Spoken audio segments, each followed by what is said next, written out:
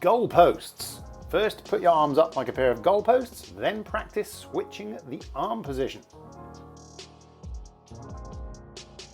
Keeping your face and sternum pointing toward the front, reaching as far as you can on the exhale. Inhale, return to center and switch arm position. Then exhale and reach as far as you can with both fingertips.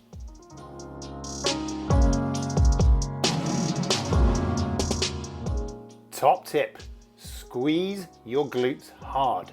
This is going to bring even more of a stretch into your rib cage, which is the target area.